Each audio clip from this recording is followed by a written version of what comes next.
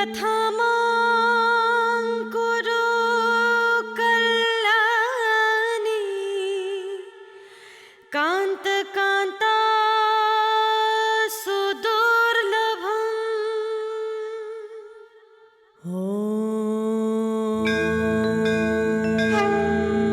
सर्वमङ्गलमाङ्गल्ये शिवे सर्वार्थसाधिके शरण्ये त्र्यम्बके गौरी नारायणी नमोऽस्तुते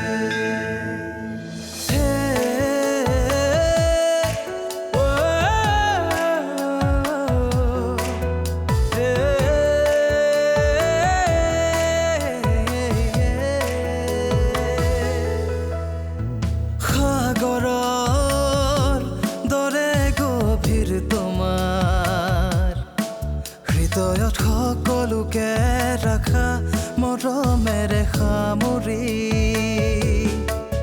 বৰষুণৰ প্ৰতিটো টোপাল তুমি ন জীৱনৰো এক গাথা তুমি সুখে দুখে প্ৰতি পলে বিলীন হৈ আছা তুমি তুমি পুষ্পাঞ্জলি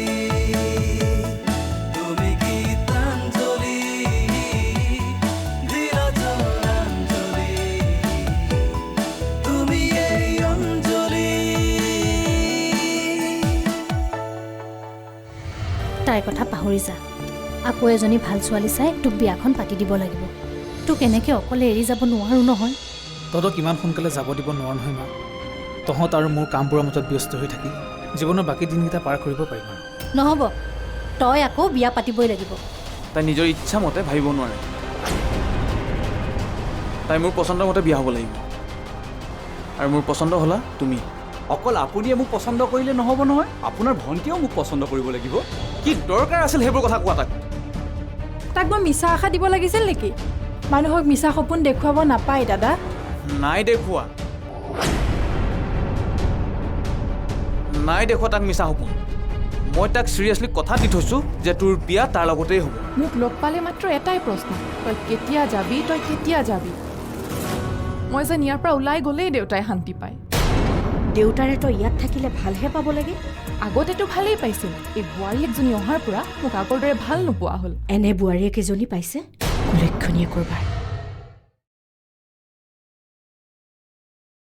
আপুনি যে এনেকৈ আমাৰ ঘৰ ওলাবহি ভবাই নাছিলোঁ হঠাৎ আহি ওলালেহি এতিয়া মই অহাৰ কাৰণে বেয়া পাইছে নেকি এই ৰাম কি কথা কয় আপোনাক এনেকৈ আমাৰ ঘৰত দেখা পাই গৌৰৱবোধ কৰিছোঁ হ'ব দিয়ক মই আৰু ইমান গৌৰৱ কৰিব পৰা মানুহ নহয় তথাপিও আগতে খবৰ এটা দিয়া হ'লে ভাল আছিল কিয় আগতে খবৰ দিয়া হ'লে আপুনি মাছে মঙহে গোটাই থ'লেহেঁতেন নেকি সাগৰক ঘৰত থাকিবলৈ ক'ব পাৰিলোহেঁতেন সেইকাৰণেতো মই খবৰ দিয়া নাই কাৰণ মোৰ কাৰণে সাগৰে কাম ক্ষতি কৰাটো মই নিবিচাৰোঁ মোৰ কামটো আপোনাক পালেও হ'ব সি আপোনাক লগ পালে বৰ ভাল পালেহেঁতেন মই আচলতে আহিছোঁ আপোনালোকক নিমন্ত্ৰণ এটা জনাবলৈ কিবা পাতিছে নাতিৰ অন্নপ্ৰাশন নহয় হয় নেকি তাৰ অন্নপ্ৰাশন পতাৰ দিন পালেহি নহ'বনে আৰু সময়টো আৰু ৰৈ নাথাকে এৰা চকুৰ আগতে দিনবোৰ কেনেকৈ গৈ আছে চাওকচোন কত যে কি ঘটনা ঘটি আছে সময় আমাৰ ঘৰখন একেবাৰে জোকাৰি গ'ল বেচেৰী অঞ্জলীজনীৰ জীৱনটোতো কমখন দুৰ্যোগ গ'লনে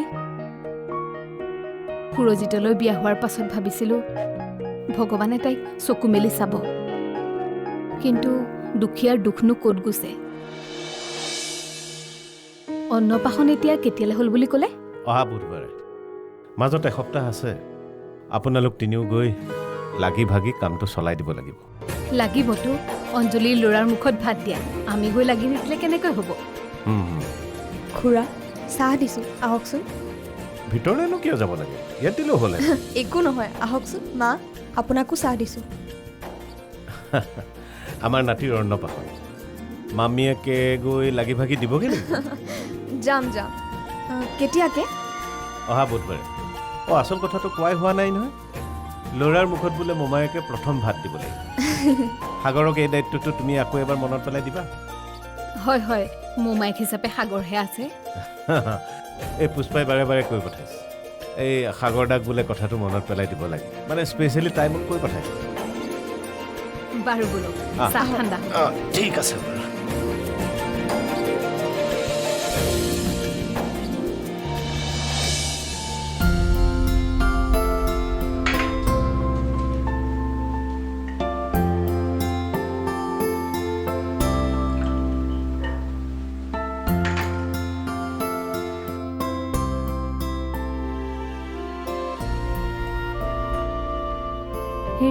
চাহ লওক। শুনাচোন, কি হ'ল? বহা। আমাৰ এইজন ক'ত গ'ল? ৰাতিপুৱাৰ পৰা দেখা দেখি নাই যে। কাৰ কথা কৈছে? দাদা? নহয় হে, তোমাৰ পুতেৰাৰ কথা কৈছোঁ। দাদাই যে অন্নপ্ৰাশনটোৰ সমস্ত দায়িত্ব তাক দি থৈছে, সি কামবোৰ কৰিব পাৰিছে নাই? পাৰিছে। সিটো ৰাতিপুৱাই তাৰ কামতে ওলাই গৈছে। এনেই ওলোৱা সোমোৱা কৰি আছে নে কিবা কামবোৰ আগবাঢ়িছে? মোৰ পৰা যে পুতেৰৰ কামৰ হিচাপ লৈ আছে, আপুনিনো নিজে তাক সুধি নলয় কিয়? তাৰ কিবা কাম কৰাত অসুবিধা হ'লে মোক সুধিবলৈ ক'বা। দাদাই কিবা এটা দায়িত্ব দিছে যেতিয়া, চুলিডাল মানুহ হেৰফেৰ নোহোৱাকৈ কামটো কৰিব লাগিব। হ'ব, সি আন বহুততকৈ ভালকৈহে সকাম পাতিব, চাই থাকক আপুনি। পাৰিব লাগিবতো, নোৱাৰিলে হ'ব নেকি? আজিলৈকে এইখন ঘৰৰ প্ৰতিটো উৎসৱ, প্ৰতিটো সকামৰ দায়িত্ব মই পালন কৰি আহিছোঁ। মোৰ ল'ৰাই নোৱাৰিলে হ'বনে?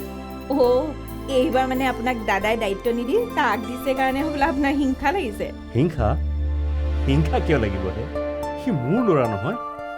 মোৰ ল'ৰাৰ ওপৰত মই হিংসা কৰিম? কি কথা কোৱা হে? আপোনাৰ কথাবোৰত কিন্তু হিংসাতে দেই পুৰি যোৱা নিচিনা গোন্ধাইছে দেই।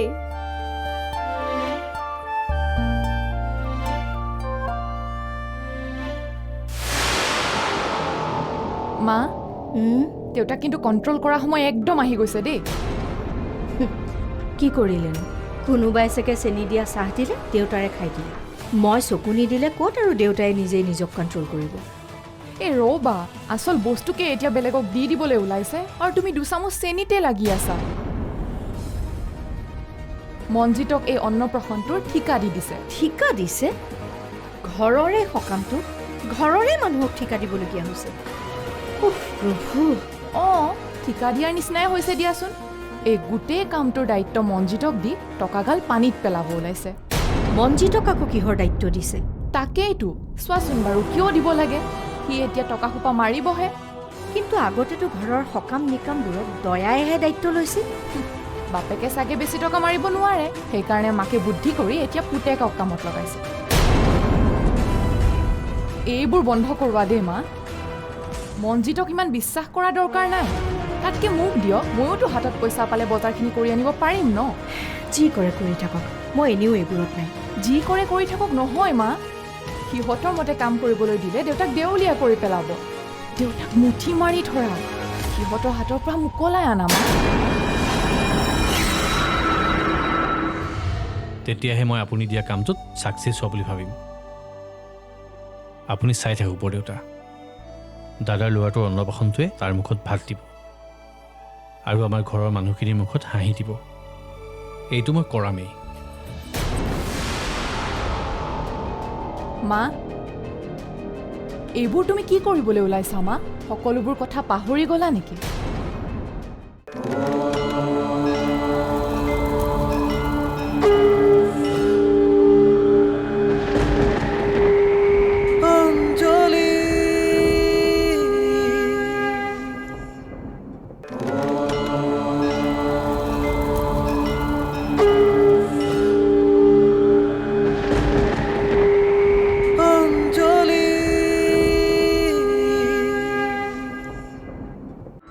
কচোন এতিয়া কি কাম কমপ্লিট কৰিলি আৰু কি কাম কৰিবলৈ বাকী আছে?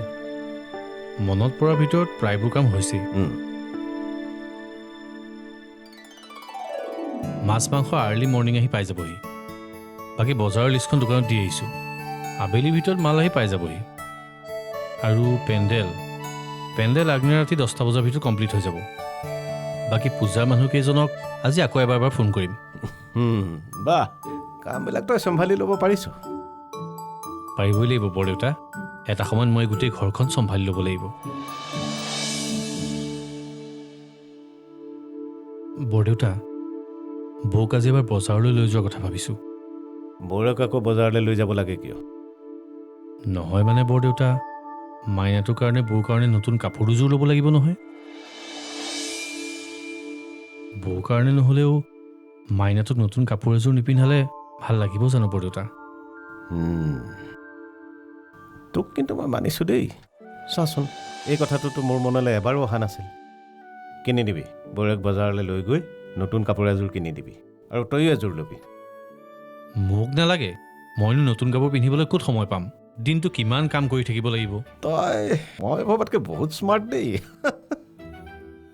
সকামৰ দুদিনৰ আগতে চব কাম একেবাৰে ৰেডি কৰি ৰাখিছ। কিন্তু এটা প্ৰধান কাম কৰিবলৈ এতিয়াও বাকী আছে বৰদেউতা। কি? ল'ৰাৰ আইতাকৰ মনটো মুকলি কৰা কামটো। ইমানখিনি আয়োজন কৰাৰ পাছত বৰমা যদি কামটোৰ পৰা আঁতৰি থাকে ভাল লাগিব জানো বৰদেউতা? নালাগে, কিন্তু আপুনি টেনশ্যন নল'ব। মই বৰমাক যেনে তেনে মান্তি কৰামেই। গোটেই কামবোৰৰ ভিতৰত এই কামটোকে মই প্ৰধান কাম বুলি ভাবিছোঁ। আৰু বৰমাই যদি হাঁহি হাঁহি এই কামটোত সমৰ্থন কৰে তেতিয়াহে মই আপুনি দিয়া কামটোত ছাকচেছ হোৱা বুলি ভাবিম। আপুনি চাই থাকক বৰদেউতা, দাদাৰ ল'ৰাটোৰ অন্নপ্ৰাশনটোৱে তাৰ মুখত ভাত দিব আৰু আমাৰ ঘৰৰ মানুহখিনিৰ মুখত হাঁহি দিব। এইটো মই কৰামেই।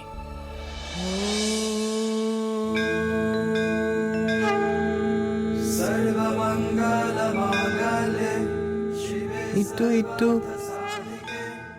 বাবা চাও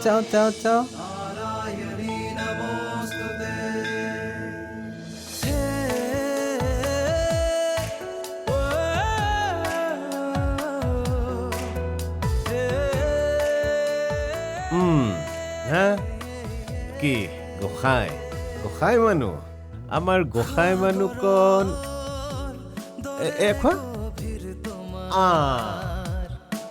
হৃদয়ত সকলোকে ৰাখা।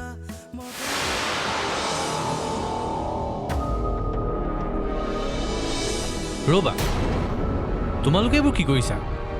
আইতাকে নাতিনীয়েকক অন্ন নিদিয়াকৈ অন্নপ্ৰাশন শেষ কৰিবা নেকি?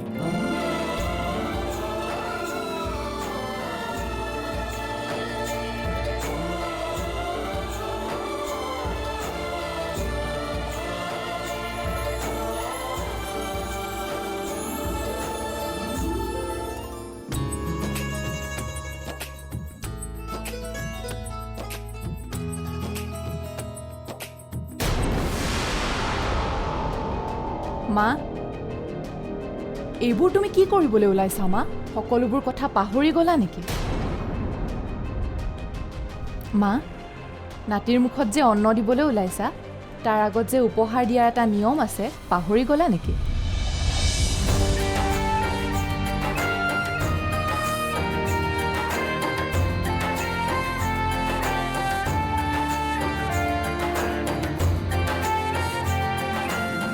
নালাগে মা, আপুনি আশীৰ্বাদ দিলেই হ'ব। আপোনাৰ আশীৰ্বাদতকৈ একো ডাঙৰ হ'ব নোৱাৰে।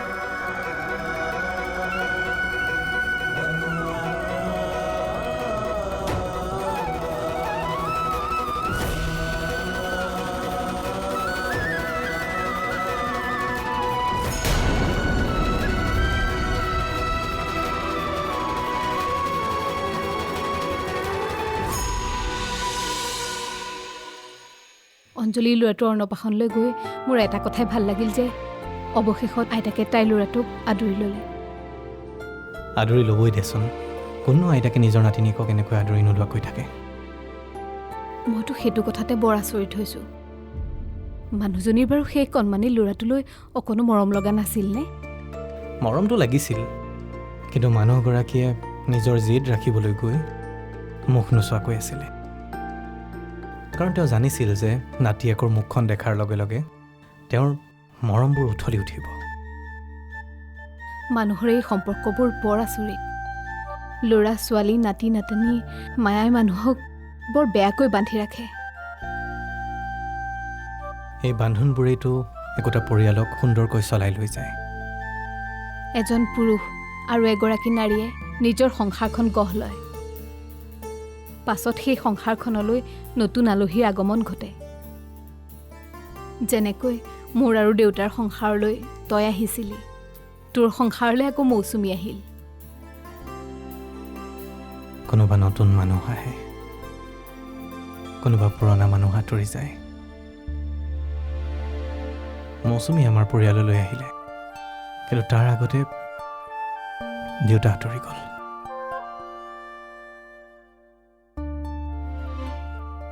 অঞ্জলিৰ সংসাৰৰ পৰা সুৰজিত আঁতৰি গ'ল, ল'ৰাটো আহিল। তহঁতৰ সংসাৰলৈও নতুন আলহী আহিব লাগিছিল নহয়। মোৰো নাতিৰ মায়াত বন্দী হ'বলৈ বৰ মন গৈ থাকে অ'।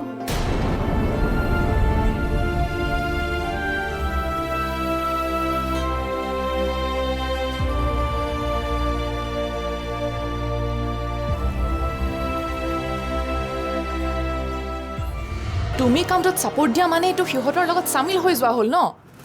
চামিল হ'ম? কাৰ লগত চামিল হ'ম? মোৰ ল'ৰাটোৰ জীৱন শেষ কৰি দিয়া পুষ্পাঞ্জলিৰ লগত, নে জন্মৰ আগতে বাপেকৰ কাল হৈ অহা তাইৰ ল'ৰাটোৰ লগত?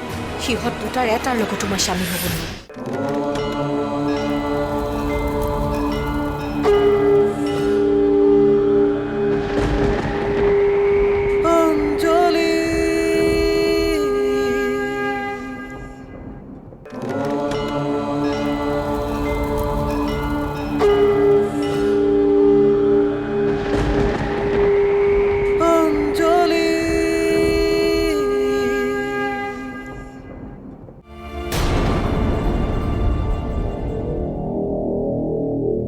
তোমাক মই বিৰাট বেয়া পাইছোঁ মা।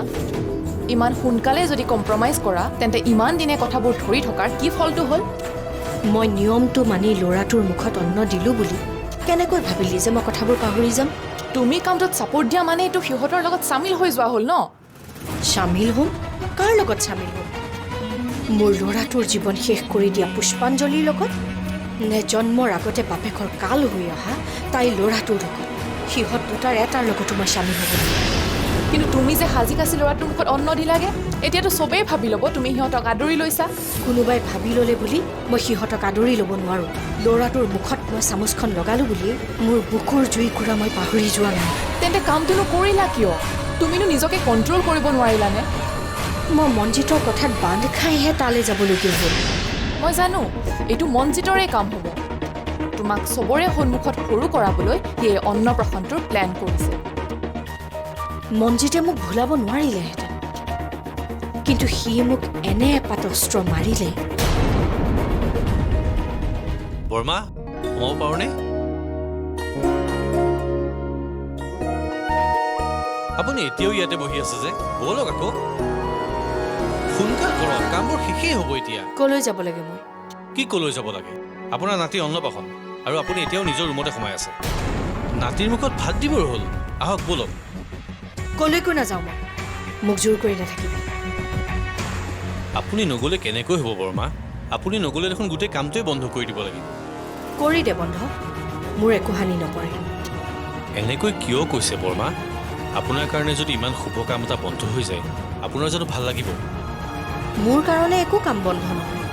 মই নোহোৱাকৈ যদি ইমান এটা ডাঙৰ আয়োজন হ'ব পাৰিছে, মই নোহোৱাকৈও কামটো হ'ব। যা। আপোনাৰ ইমান খং কিয় বৰ্মা? কাৰ ওপৰত ইমান খং কৰি আছে কওকচোন? কাৰো ওপৰত মোৰ খং উঠা নাই, খং মোৰ নিজৰ ওপৰতে উঠি আছে। আপোনাৰ সেই অকলমাৰী নাতিটোলৈ বেয়া নালাগেনে? মোৰ কোনো নাতি চাতি নাই। নাপায় বৰ্মা, এনেকৈ ক'ব নাপায় নহয়। তেজৰ সম্পৰ্কক এনেকৈ অৱজ্ঞা কৰিব নাপায়। আজি যদি এইষাৰ কথা দাদাই শুনিলেহেঁতেন, তেন্তে কম আঘাত পালেহেঁতেন নে? সি থকা হ'লে কথাবোৰেই বেলেগ হ'লহেঁতেন। মোৰ সকলো খং দুখ সি নথকাৰ বাবেহে হ'ল। আপুনি দাদাৰ ল'ৰাটোক যি ব্যৱহাৰ কৰিছে, আপোনাৰ এনে ব্যৱহাৰত দাদাৰ আত্মাই বৰ দুখ পাব বৰ্মা।